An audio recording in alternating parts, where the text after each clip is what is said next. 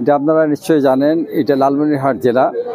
এখানে মাদক সীমান্ত গড়িয়ে অনেক সময় বিজিবি পুলিশের ভাগ করিয়ে আসে যে সমস্ত মাদকগুলো, সেগুলো আমরা তো প্রতিনিয়তই ধরছি আসামি সহ।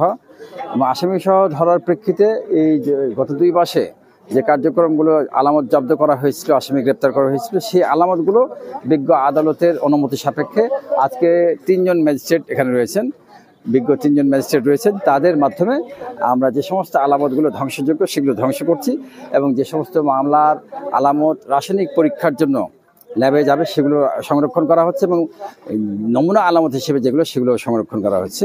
বিজ্ঞ আদালতের অনুমোদন সাপেক্ষেই আমরা এই সমস্ত কার্যক্রমগুলো করছি। এবং যদি আমাদের এই কার্যক্রমে সচেতনতা সৃষ্টি করা যায়, বিশেষ করে ছাত্র যুবক যারা রয়েছে স্কুল কলেজ গ্রামে এবং যারা জনপ্রতিনিধি রয়েছেন এবং যারা সুশীল সমাজ নাগরিক রয়েছেন, তারা যদি এই মাদকের বিরুদ্ধে এগিয়ে আসেন তবে অবশ্যই এই মাদক থেকে এই এলাকাবাসী রক্ষা পাবে বলে আমি মনে করি।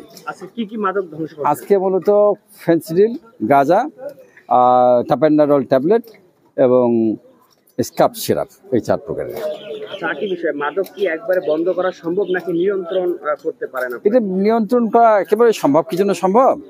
যেহেতু আপনার সীমান্তে বিজিবি রয়েছে, পুলিশের ফাইলগুলো রয়েছে, টহল পুলিশ আছে, থানা পুলিশ রয়েছে, এগুলো আন্তরিকতার সঙ্গে যদি নিষ্ঠার সঙ্গে কাজ করা যায় এবং সামাজিকভাবে প্রতিরোধ গড়ে তোলা যায় এলাকায়, তার অভ্যাস আসলে মাদক বন্ধ করা সম্ভব। আরেকটি বিষয়, আমরা যেটা জানি যে শুধু যে এই ধরনের মাদকের মাধ্যমে যে মাদক সেবন করে তাও না, অনেক আছে যে প্রাণীর মাধ্যমে কিন্তু মাদক সেবন করে, টিকটিকি থেকে শুরু করে অনেক। তো সেই ক্ষেত্রে মাদক সেবনটা কিভাবে আপনারা বন্ধ করতে পারবেন বলে? প্রতিনিয়তই থানা পুলিশ কিন্তু মোবাইল কোর্ট সহ মাদক যারা সেবন করছে তাদেরকেও ধরে বিজ্ঞ আদালতে সোপর্দ করছে, অনেকে জেল হাজতে থাকছে, কিন্তু এইটা আবার পরিবারে গিয়ে ফেরত গিয়ে আবার তারা আমাদের সেবন করছে। এই বিষয়টা সামাজিকভাবে যদি প্রতিরোধ না করা যায় এবং যদি আপনি পারিবারিকভাবে চাপ প্রয়োগ না করা যায়, তাহলে এটা করা একটু আপনারা নিজেই বলবেন যে এটা করা কতটুকু যৌক্তিক হবে। সুতরাং আমরা মনে করে বিশ্বাস করি যদি সামাজিকভাবে প্রতিরোধ করা যায় তাহলে অবশ্যই এটাকে কন্ট্রোল করা সম্ভব।